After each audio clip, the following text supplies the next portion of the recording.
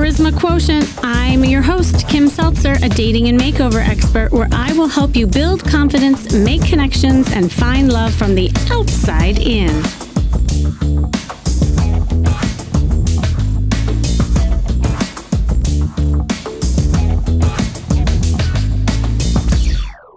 When things in your life get difficult or challenging, what do you do?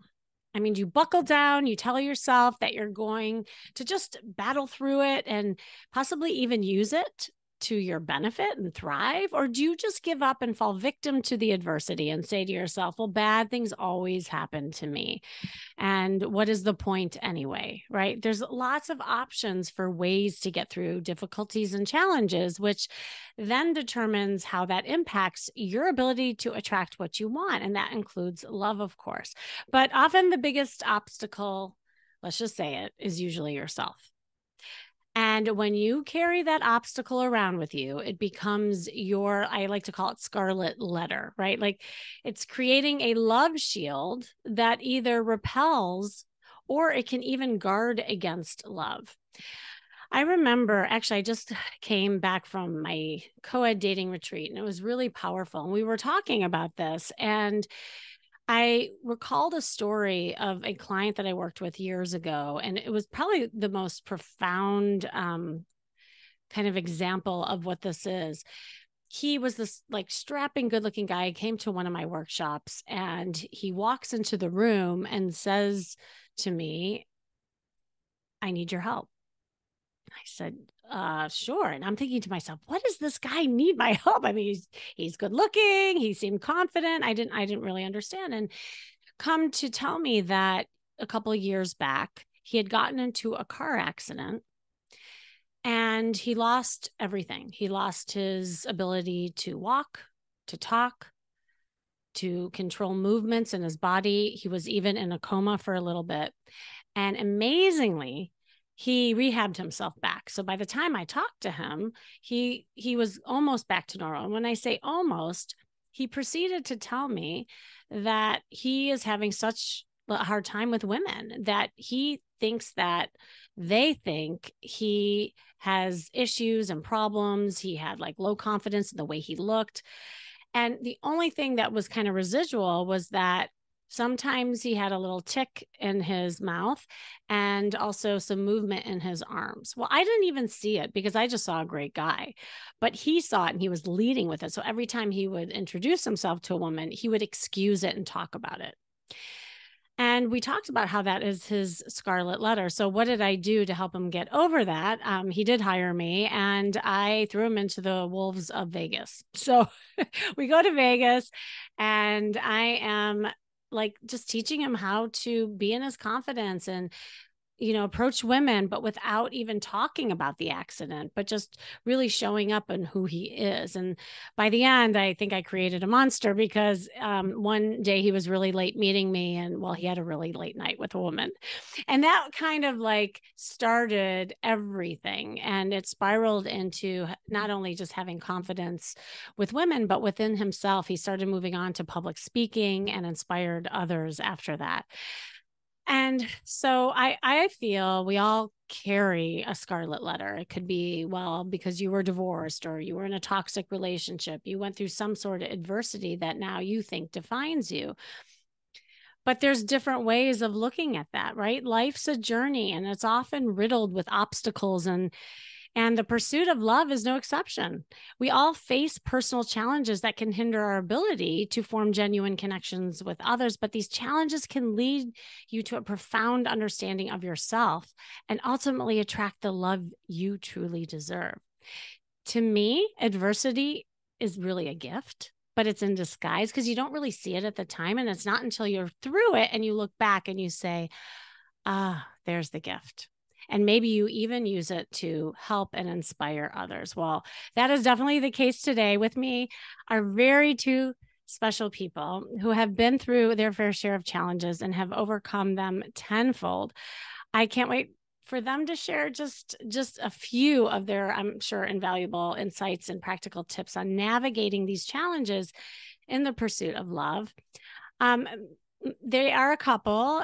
James Arthur Ray, he is a New York Times bestselling author, philosopher, and consultant who has worked with over 1 million people from 146 countries.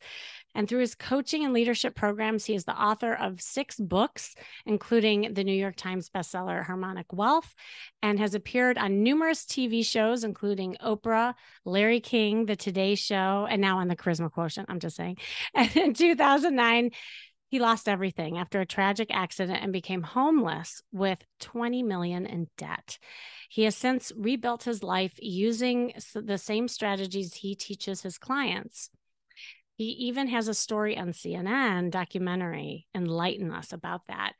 And Bersabeh, his lovely other counterpart, she was born in Iran in 1981 during the Iran and Iraqi war. Growing up, her childhood disappeared into a cloud of death, violence, and instability. She has experienced many traumatic events, such as witnessing the military force take her parents. And when she was only 4 years old in 2013, she met James, and she helped him rebuild his life after he lost everything. As an intuitive consultant, she helps people heal from their past and take their power back. Welcome, James and Bersabeh. Thank you for coming. Thanks, Kimmy. Thank you for having us. Thanks for having us. It's good to be here. Yeah, no, your stories are so inspiring. And I mean, I just read a snippet, I'm sure, of just everything you've been through, but also everything that you do, to inspire and help other people. So besides what I just read, I guess I'd like to start to hear some of each of your story. And then also really what inspired you to kind of pivot and use this to help others. You want to start? That's a big question. That's a big question. Well, given I would say given my background, going through something traumatic like that, which a lot of people in some ways can relate to, because a lot of things happen to us between birth and 14, and we don't know how to cope with it, so we kind of bury it in our unconscious and we don't deal with it. So then what happens is that we grow up and we have started having bad behaviors. I started smoking cigarettes, doing drugs and drinking. So that lifestyle was the effect of the cause, which the cause was having a traumatic childhood.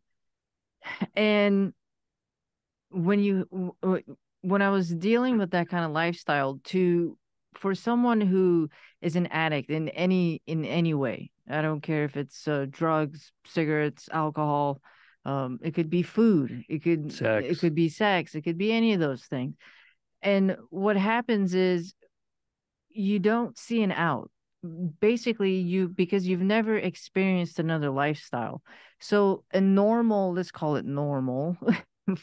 Whatever that is, right? Yeah, exactly. Whatever right. that means. But to be able to sit on the couch and not need anything external to make you feel good inside. Why? Because you're trying to bury these emotional traumas so you don't have to deal with it.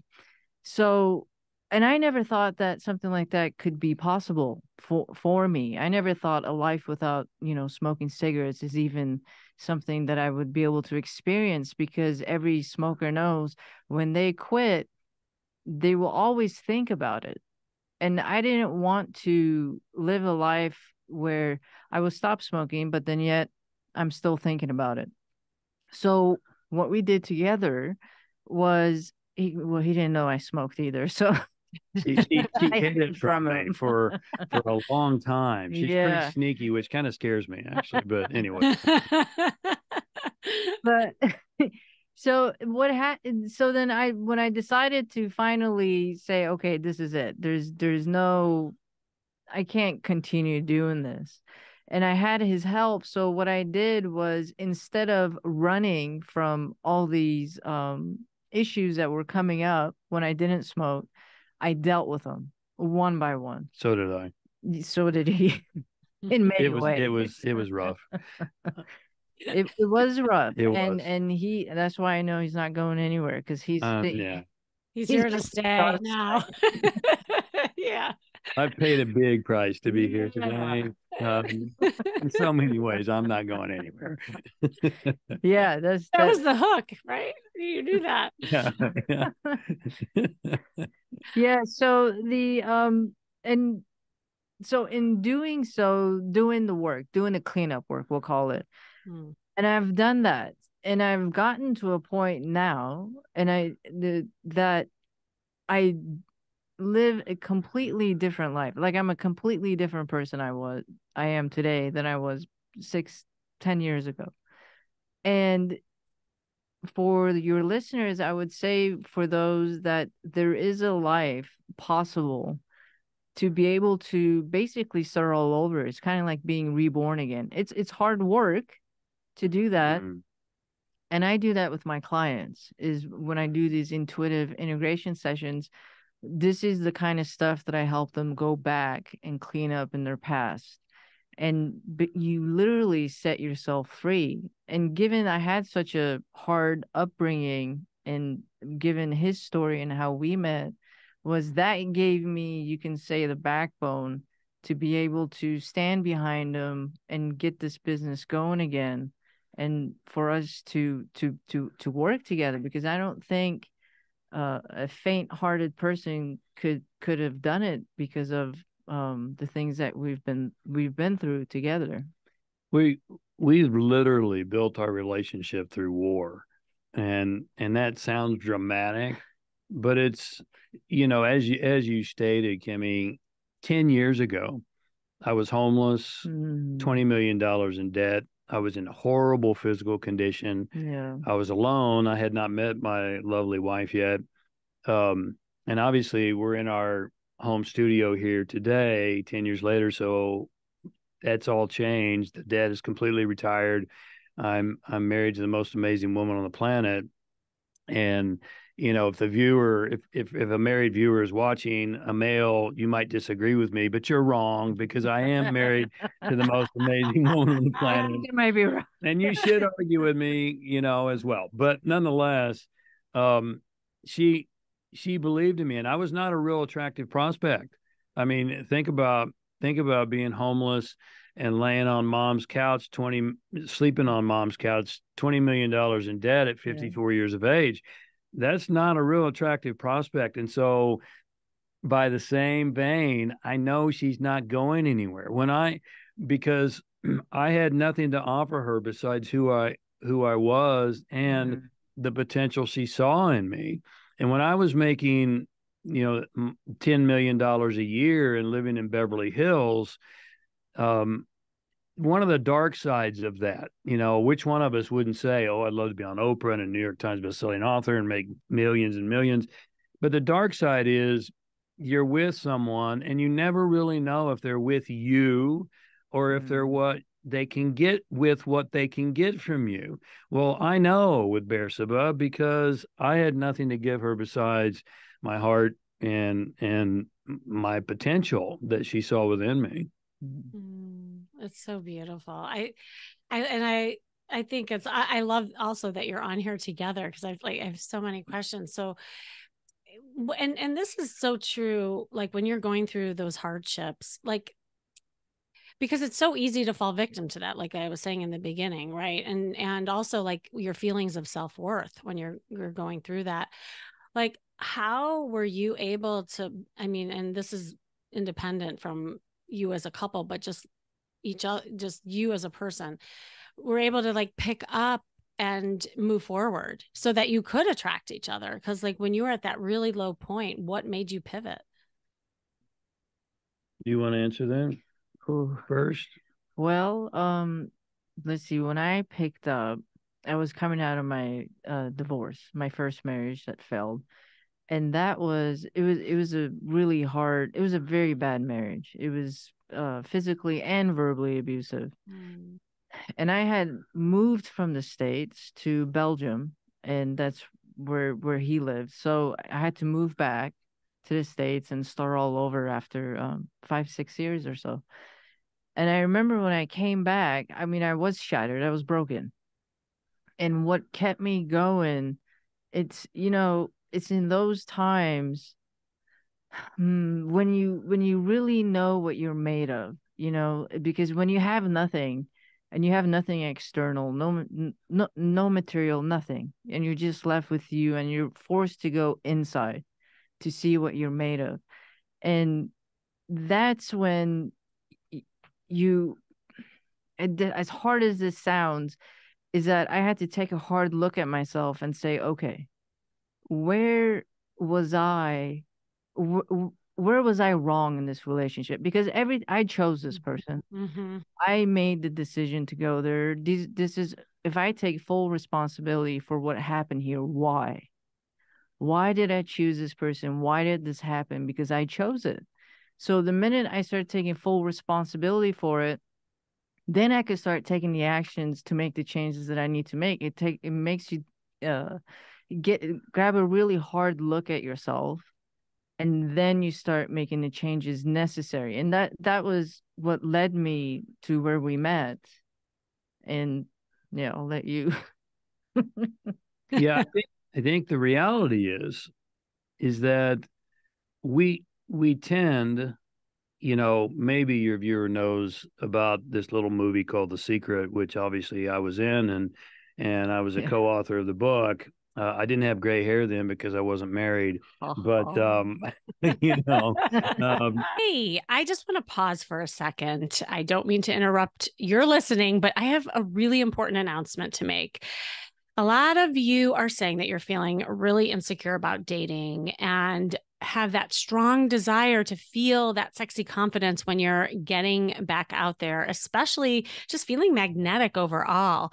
And if that is you, you are not the only one. I've helped thousands of people, and you know this listening to my podcast. If you are listening to my podcast for a while, I help so many people with their confidence and find fulfilling relationships, especially if you're dating later in life. And that is why I'm holding a live co-ed interactive workshop called The First Impression Makeover. In just 60 minutes, you will get my proven techniques to craft your authentic style, master some body language hacks, make unforgettable first impressions, and feel empowered to date. And now is the time to feel great about yourself, attract partners you click with, and reignite your mojo.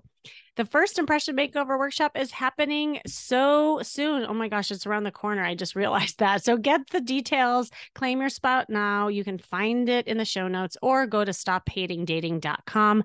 This is your chance to take control of your dating destiny. Now back to the episode. It's so funny. Yeah, aren't I? So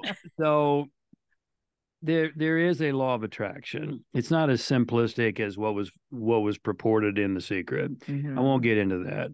But the fact that we were attracted to each other, the hard reality is emotional similarities attract. Physical differences attract. It's not as simple as like attracts like. Science debunks that. But emotional similarities attract. We both were broken. And she was attracted to me. She heard me speak at a convention, my very first speech out of prison, and she heard me speak, and I was shattered. But it compelled her because I was up on stage emoting and just being raw and real because I was so shattered internally. My entire world model, Kimmy, was shattered, and what I believed about my country and myself and my government and my world and everything was shattered, and God. And so we were attracted for that reason. Now, obviously we didn't stay there. We came together out of our pain. And that's why I said we built our relationship through war, because we had to then do the battle of climbing out of rock bottom, both of us together.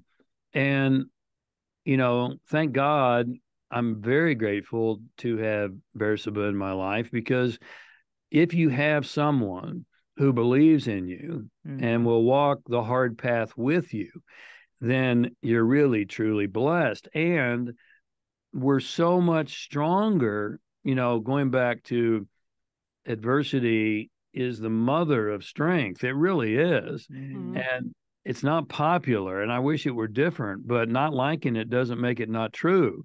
we grow the most in the crucible of challenge. Yeah.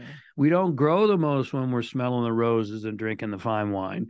We grow the most in the crucible of challenge. Just like Bersabeh said, you learn what you're made of. And so for me, I met her very shortly after I got back. But when I was standing in the desert, here was the first step. And I believe Bersabeh nailed it. I had to take responsibility. Okay, you're here. You've created this. No, I haven't. The legal system created this, and the government created it. No. Okay, you created this, and what's the reason you did it? What if you can imagine you created this? Why did you do this? How are you responsible? And that's the first step, is to take the responsibility, and then the next step is to dig deep. I had to ask myself, who am I? And if you ask that question of most people, Kimmy, they'll say, oh, I'm an entrepreneur. No, that's not who you are. That's something that you do. Oh, I'm a mom or a dad. No, that's a role that you play. That's not who you are. Who you are is so much more than that. And so I had to get down to the core of who I am, apart from all the accoutrements and all the accolades and all the things that I thought had made me who I was. And then I had to ask myself, well, what do you want to do with the next chapter of your life? I call this James Arthur Ray 3.0, which tells you that there was a 1.0 and a 2.0, and those weren't always pretty either. But nonetheless, what are you going to do with the rest of your life? Because here's the thing I would say to the viewer.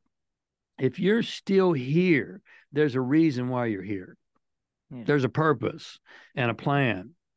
You might not be able to see it, but God has it. And if you weren't meant to be here, you'd be gone. And the fact that you're here means you still got something to do and something to contribute.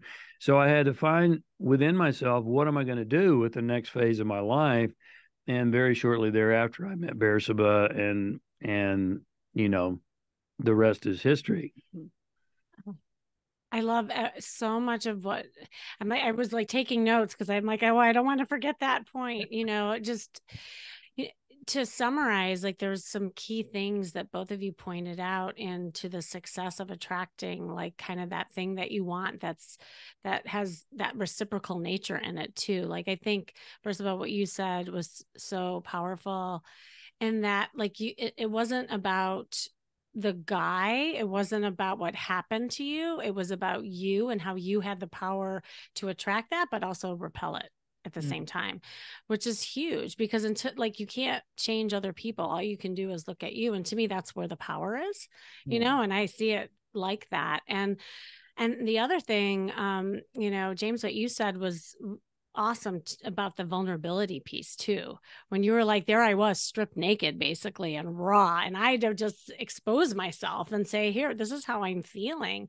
And that's, I think, part of why you were able to, like, bond, because you hear the term trauma bonding all the time. I mean, and even though you were trauma bonding, but you were doing it like together and with total, like, acceptance and growing together. I think anytime something is like lopsided, right? Like when you're over giving or taking, that's when we see where it's not reciprocal, it's toxic, and that kind of thing. So I think that is so important when it comes to attracting what you want, no matter what your challenge and trauma is.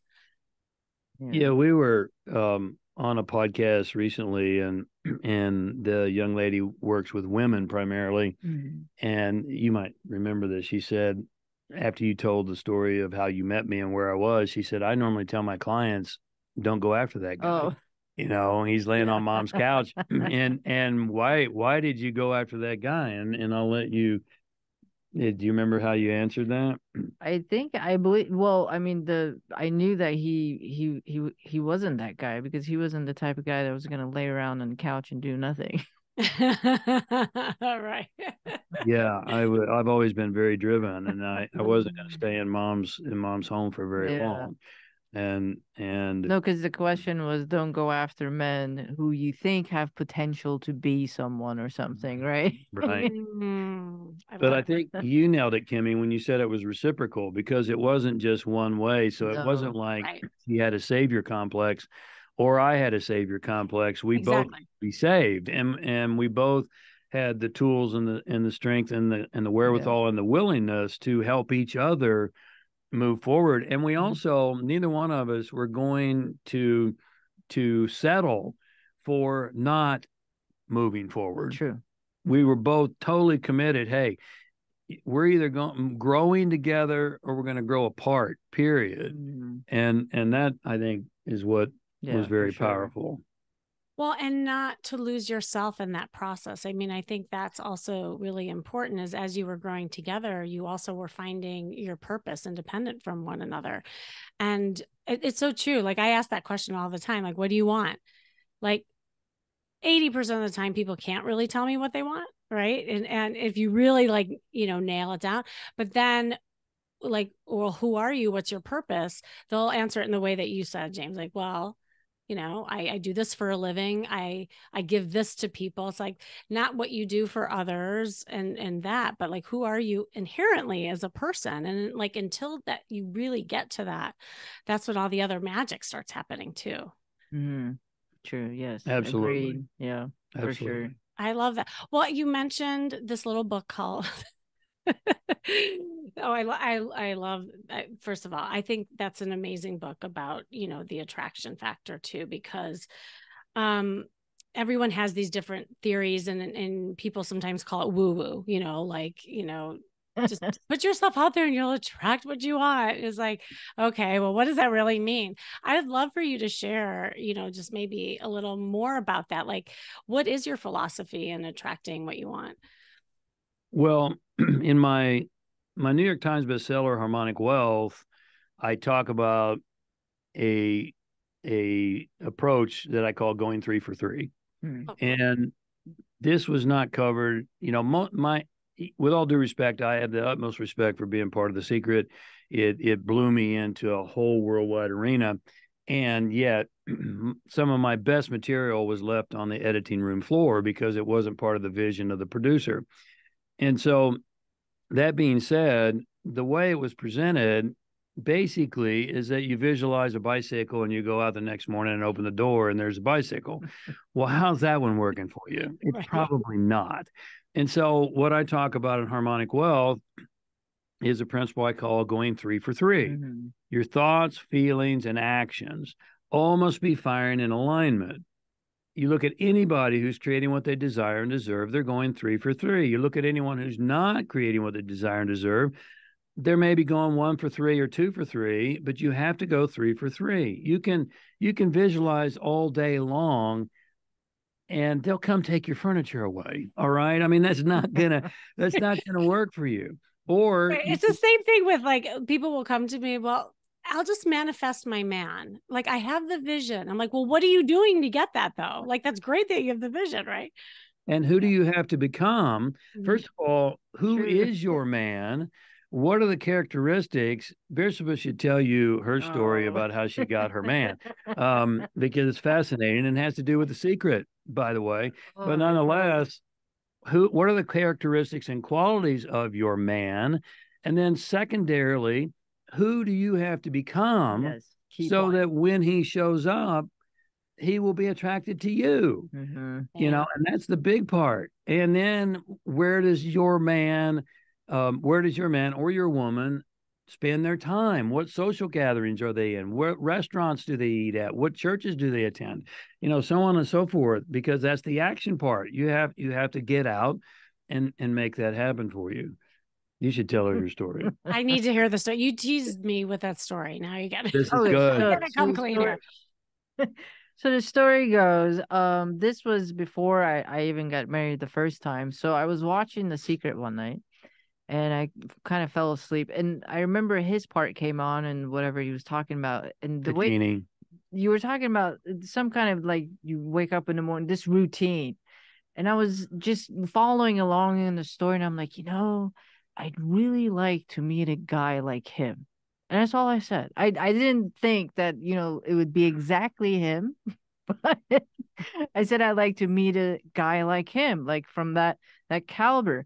Well, little did I know that what I had to go through to become the person to be able to be in a relationship with a, well, turned out to be exactly him in this case. Something people don't think about is that you have to go through this gestation period of what you ask for, and then you have to go through the trials and this, whatever growth or suffering or whatever you have to go through to achieve that. Because the minute, like you set an intention for something that's, let's say it's high for you at that time, then you have to think about all the obstacles that you've also attracted that you have to get past so that you can achieve what you want. That's such a fundamental point. Yeah. So many people want to complain about their obstacles. You create your own obstacles. The minute you choose an intention, you create the obstacles that you have to overcome in the journey to get there. Mm-hmm. And the obstacle is the way.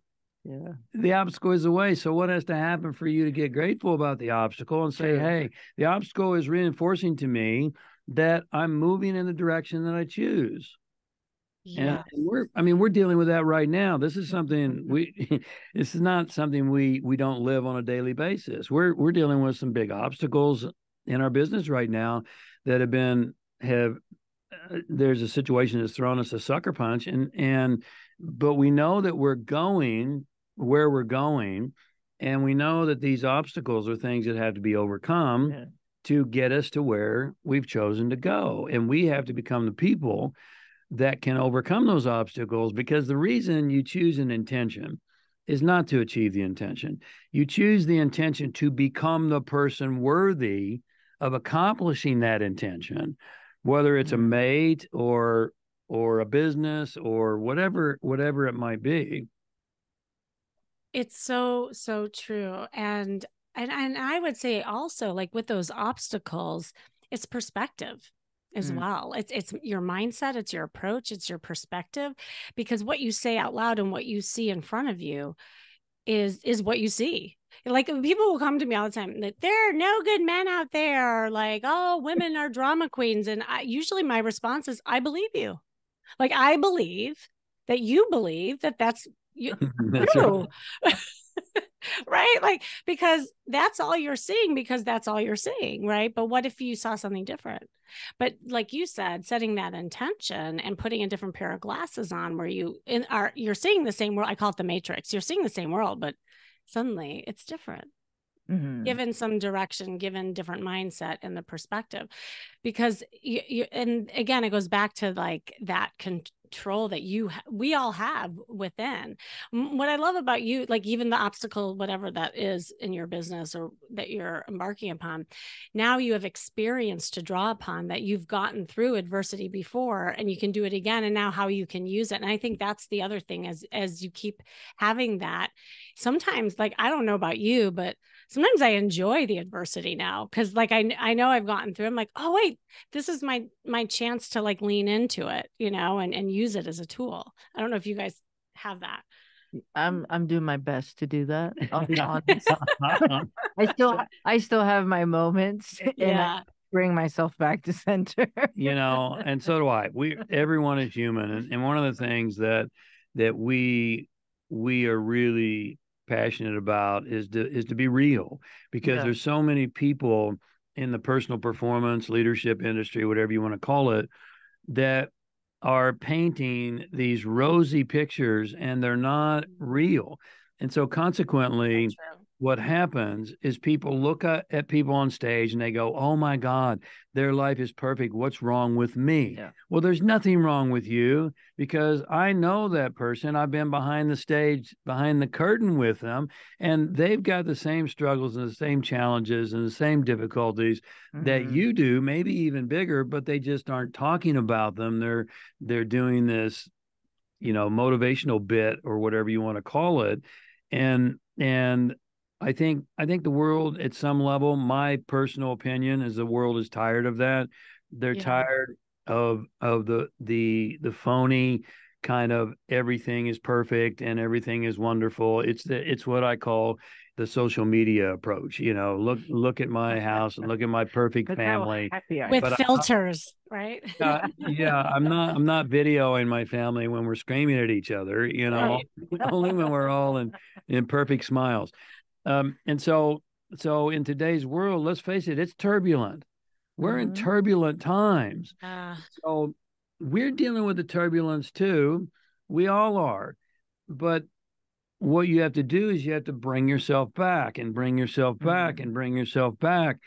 And the more you do that, the more you habituate that, and then it becomes easier and easier and easier to come from that place. Yeah, it's so true. And to me, what you're talking about is that authenticity. I mean, that's a word that keeps getting thrown around, but I think you just demonstrated exactly that, because we are all human. That's what connects us as well. And when you lean into it, then you feel like other people feel closer to you too, and are willing to help you, like pull you out of that too.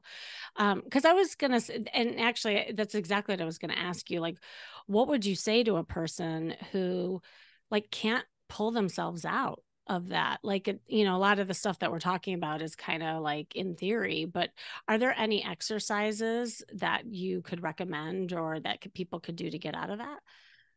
Yes. Well, first of all, I don't believe there's no one who can't. There's anyone, I should say, who can't. They believe they can't or they won't. And that's a big difference. And I will never minimize, because God knows I know pain and I know suffering.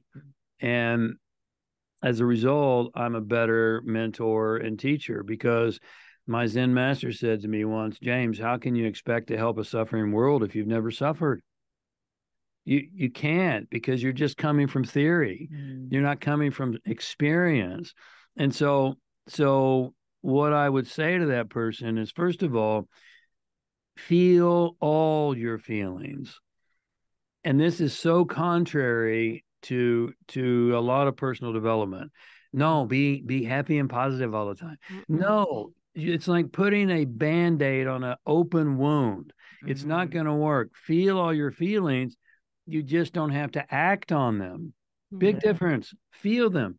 Because when I was sitting in solitary confinement, right next to death row, believe it or not, I've had some ugly experiences in life. And when I was sitting in solitary confinement, I was miserable, but I had no windows. I had four walls and a concrete bed with a little mattress on it, no books, nothing except just me and God. And there was nowhere to go. I had to sit there and sit in my pain. But you know what I realized? And if I'd have been out in the world, I would have probably distracted myself. I could have picked up numb out. Yeah. Yeah, I could have picked up my smartphone, or turn on the TV, or turn on some music, or had sex, or whatever you do, drink some wine. But I couldn't. I had to sit with my pain.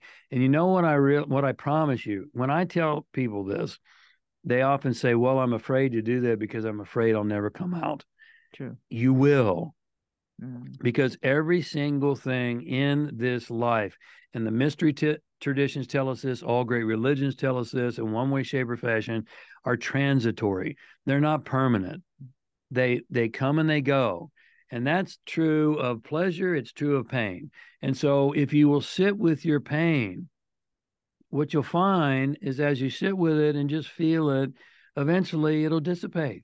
And now you go, okay, now what do I do? What am I going to do from here? What am I going to do from this moment now that it's dissipated? So that's the first step. It's beautiful. And there's a release that comes with that, that a lot of people don't realize. At the end of my retreat, it's funny because I call it a dating retreat, but really in the end, people realize it's not that, right? And at the end I said, what is this? What is this about? And they all said, this is about me. And by the end, they were all crying. They were releasing these gremlins they were holding on to for so long, messages they had growing up.